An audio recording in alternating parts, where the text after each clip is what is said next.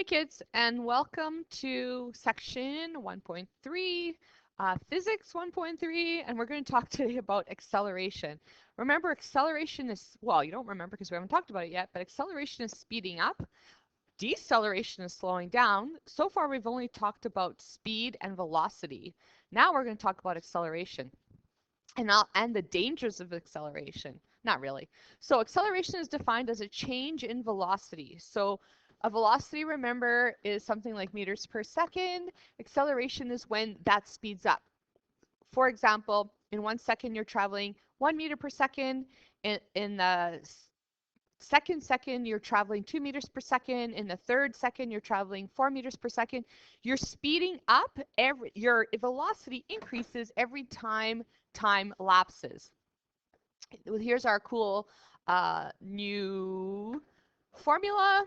Acceleration, remember what happens, or you're thinking of when you see a vector. Remember the difference between a vector quantity and a scalar quantity. A vector quantity includes location or direction, right? So A with a little arrow on top means acceleration. What that tells you is that acceleration has direction. It's a vector quantity. It's measured in meters per second squared. That's different, meters per second squared. We kind of talked about it because acceleration means that your speed, which is meters per second, changes, either increases or decreases every second. So every second, your seconds are either increasing your speed, like the second part of your speed is increasing. I'll talk about that in a little while.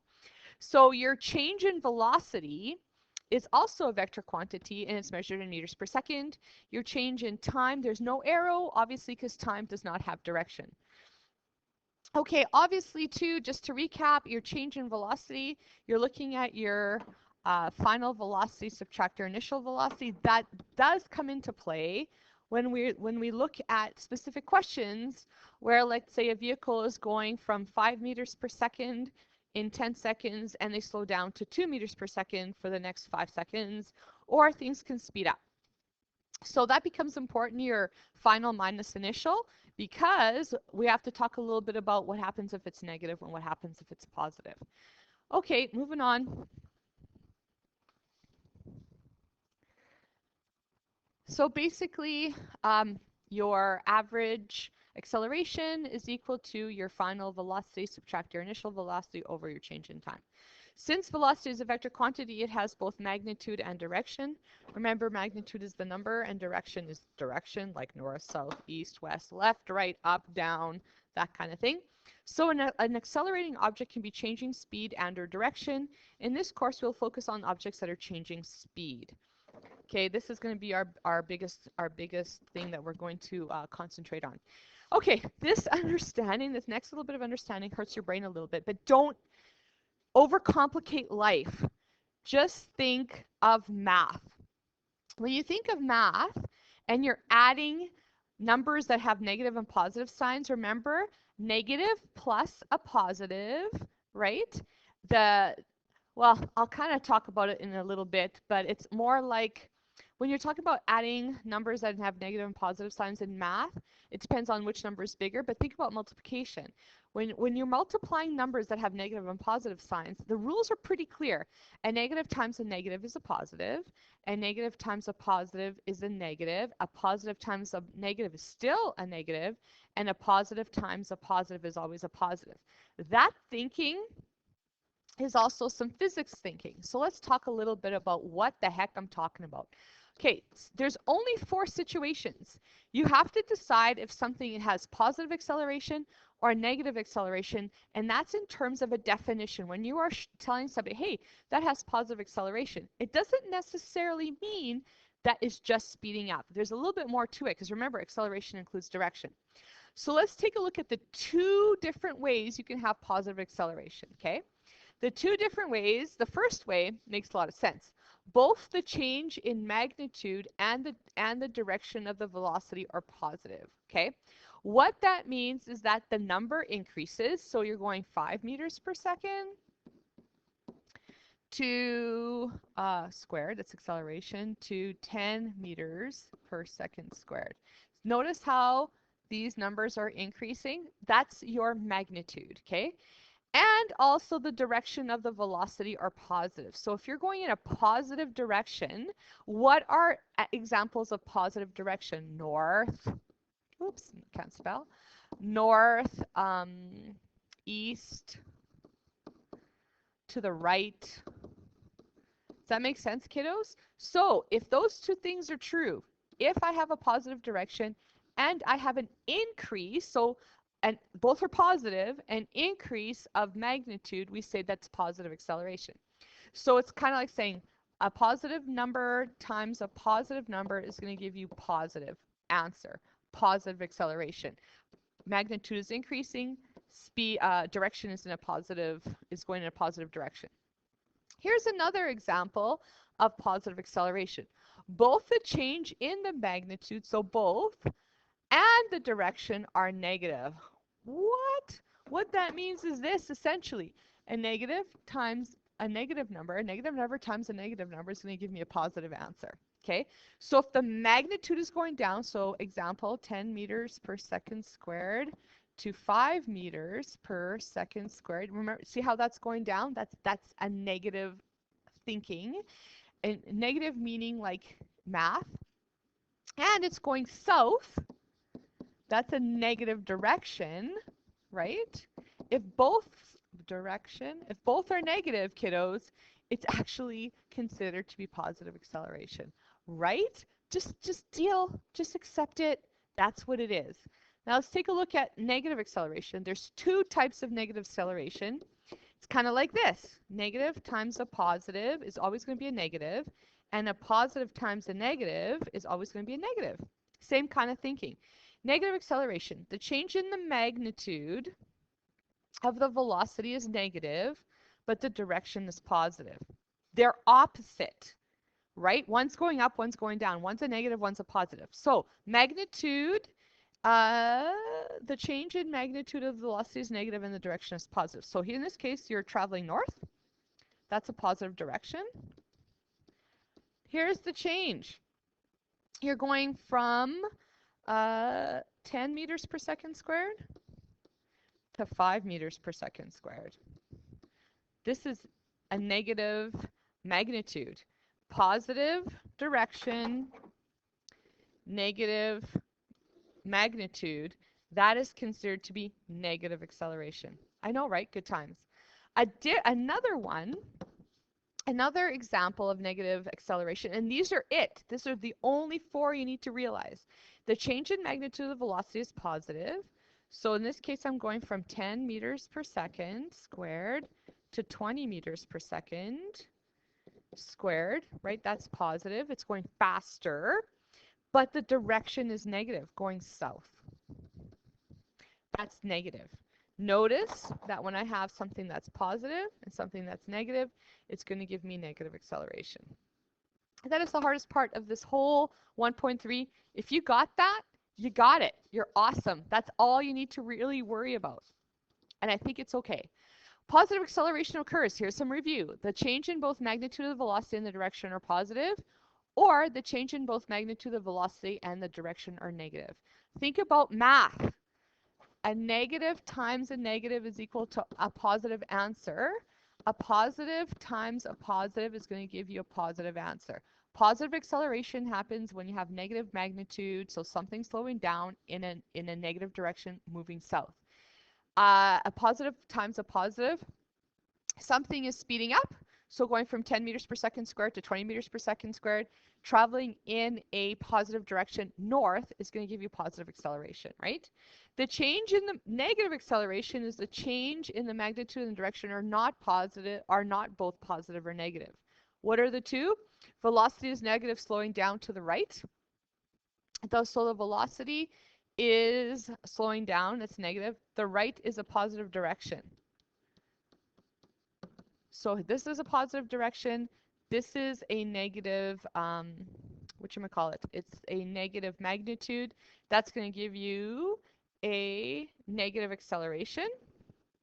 And the other example, velocity is positive, so it's increasing. So 10 meters per second squared to 30 meters per second squared. To the left, right? This is positive. The left is a negative direction. Again, we have a positive times a negative, and that should give us a negative acceleration. All right, I think we got this. You guys are awesome. I think you got this. Okay, you're not going to be tested on this. I'm just letting you know the math behind the units. Meters per second squared. What the heck? Let's look at the formula to better understand what this really means. So we have our acceleration is equal to change in velocity over change in time. Remember, velocity is a vector quantity and acceleration is a vector quantity. Change in acceleration. We know that the units for acceleration are meters per second. We know this. And we know that anything to do with physics and time, it's always measured in seconds. This we know. So the math is going to tell us, why am I going backwards? That it's meters per second over second. Right? So for example, an object with an acceleration of 2.0 meters per second squared changes its velocity by 2 meters per second every second. So what that means is in 1 second, it's going 2 meters per second. In second 2, in the second time interval, it's going 4 meters per second, and so on and so on. Acceleration can be described as the rate of change of velocity. So meters per second over second, it's like saying, I'm going to take the reciprocal, meters per second times the reciprocal of seconds, which is 1 over a second. Oh my gosh, math. If I multiply those, I get meters over second squared. So meters per second squared is the same as meters per second per second. Did I say all that in like one breath? That's pretty amazing. Are you going to be tested on this? Absolutely not. I'm just giving you the math behind it, behind the physics. Let's go through some examples. A shuttlecraft accelerates from rest, so rest is at 0, to a velocity of 50 meters per second upward. That's a positive direction, right? And it's increasing. So it's going from 0 to 50 meters per second. That's also positive. So really, this is positive acceleration. Right, kiddos? You knew that because you're awesome. But let's do the math because it's asking for the acceleration. Now notice it's asking for the acceleration. Anytime you're asked for the acceleration, you need two things. You need magnitude and you need direction. Okay, it's implied in the word acceleration. So let's break it down. Let's write everything that we know. So we know our velocity is 50 meters per second, right? And we know that our time is equal to 4 seconds. And we're looking for our acceleration. So we're just going to use our handy dandy formula. Acceleration is equal to velocity, change in velocity over change in time. Because it's going from rest, we don't have to subtract 50, subtract 0, because it's kind of obvious. Acceleration is equal to 50 meters per second over your change in time, which is 4.00 seconds. Our calculator will do this for us because I certainly don't do mental math. 12.5 meters per second squared. We're missing something. Remember, you have two choices. You can either say upward, 12.5 meters per second squared upward, okay? Or you can say positive 12.5 meters per second squared. You do not put positive 12.5 meters per second squared upward because that's redundant. Remember which is your better answer? This is your better answer. This is your second best. Remember in social there's always two answers that are right, but one is more right.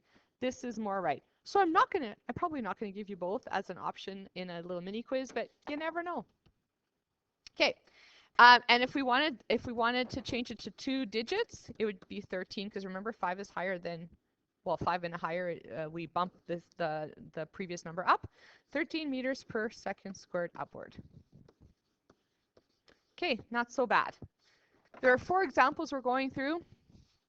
The next example, a baseball thrown at 25.0 meters per second strikes a catcher's mitt and slows down to rest in 0.5 meters per second.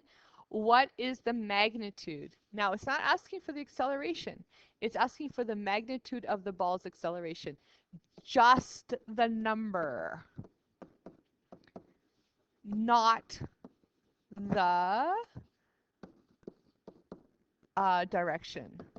If it wanted to, if the question wanted to ask for or wanted to have an answer that included the number and the direction, it would ask for the acceleration. So let's break it down, shall we? There we have the answer, but we're gonna do this first. We have our velocity is 25.0 meters per second. This time, because I'm only asking for magnitude, I don't really care if it's negative or positive, but it is slowing down, right? Because it's going from 25 to 0. So it's actually 0 minus 0 subtract 25.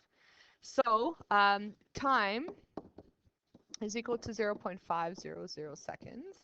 And we're looking for our acceleration, but just the magnitude, right? So acceleration is equal to velocity over change in time. So your acceleration is equal to 25.0 meters per second over 0.50 seconds. When I divide those, I'm going to get 50 meters per second squared. Okay, that's it. Although I can kind of tell that it's going to move in anyways, we don't have to worry about the direction, but you kind of get that it's slowing down. You can kind of figure out what the heck's going on. Here's another example. A hockey puck traveling at 10 meters per second strikes the board. So here's our velocity. Coming to rest, so it's slowing down at 0.0300 seconds. What is the magnitude of the puck's acceleration? It's asking for the magnitude. Do we need to include direction? No. No direction needed. Okay, right on. That makes life easier. So it's asking for the magnitude of the acceleration. Cool. So here's our velocity is 10.0 meters per second. Our time, 0.0300 seconds. And we're also looking for the acceleration. So acceleration is equal to velocity over time. Acceleration is equal to your velocity, which is 10 meters per second over 0.03 seconds. Your acceleration is going to be equal to 333 meters per second squared. I just used my trusty calculator. Do I need to include a direction? No, because I'm just looking for the magnitude. Okay, we're going to ramp things up a little bit because you know what's the point if things don't get a little bit more difficult?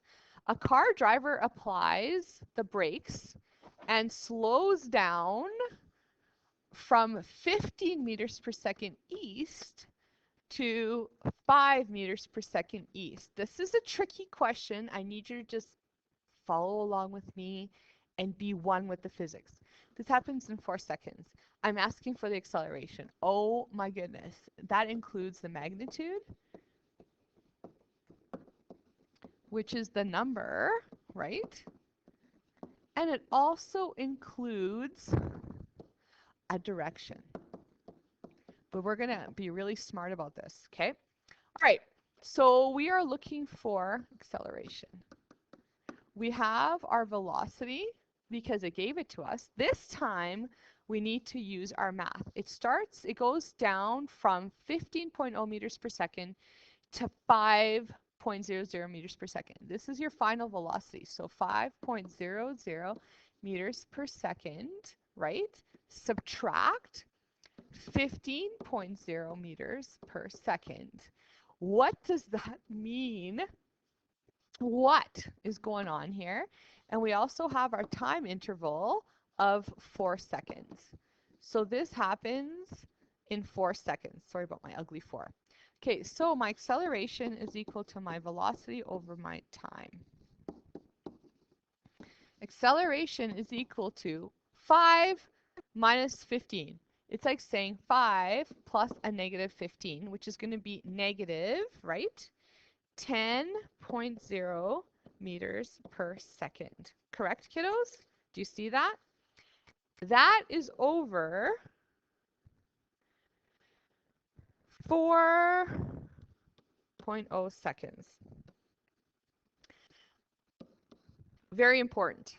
So your acceleration is equal to negative 2.5 meters per second squared. But you also know that this is your second best answer, right? What's your best answer? It has to include the actual direction. I know that this means it's a negative direction. So this is a positive direction, is it not? East is positive. So I have to include a negative direction. So the answer is 2.5 meters per second squared west because of the negative. Okay? And that's as hard as it gets. That's it. That's all.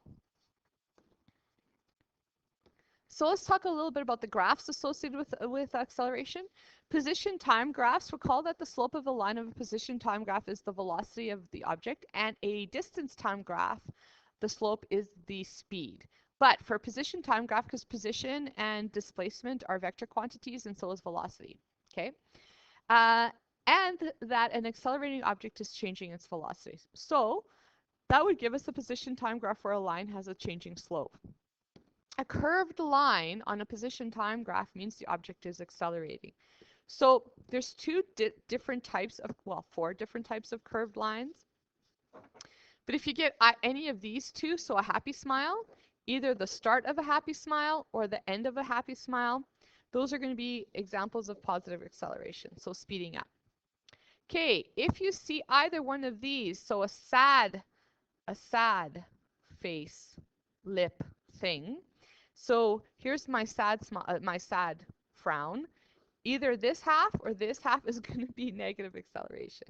Okay, so sad frown, negative acceleration. This is for position time. Happy smile is going to be positive acceleration. So let's take a look at how we would use this information to answer questions correctly. Use the graph to describe the motion of the object in each time interval. So you're looking at time from 0 to 3 seconds. So 0 to 3 seconds. What's happening here, kiddos? Is that part of the happy smile or a sad frown? Happy smile. So what's what? Positive acceleration. Acceleration. And how about 3 seconds to 6 seconds? 3 seconds to 6 seconds. What is that? That's a straight line. What is happening? This is position time graph. That's constant velocity, right? And how about this? Looks a little bit like a frown, negative acceleration. So increasing velocity or positive acceleration, part of section B from 3 to 6 seconds is constant velocity or uniform motion. And the last one, 6 seconds to 8 seconds, part of the sad thing, it's decreasing velocity or negative acceleration. A motorboat is accelerating at an easterly direction. That's a positive direction, right? Yep, because it's east. And the velocity of the boat is recorded every 5 seconds. So every second, sorry, for 5 seconds. What's happening? It's increasing in speed. Or is it about the same? It's increasing by 2 meters per second every second. Well, look at that. A velocity time graph is used to describe the motion of the boat. See how it's a straight line? It means that it's accelerating at 2 meters per second for every single second. So the acceleration is kind of uniform, right? So let's take a look at how to find slope, which is rise over run. The change in velocity is your rise, right? Here's your numbers. Here's your change in velocity. This here is your rise. Your run is your time. It's like using a formula in a graph.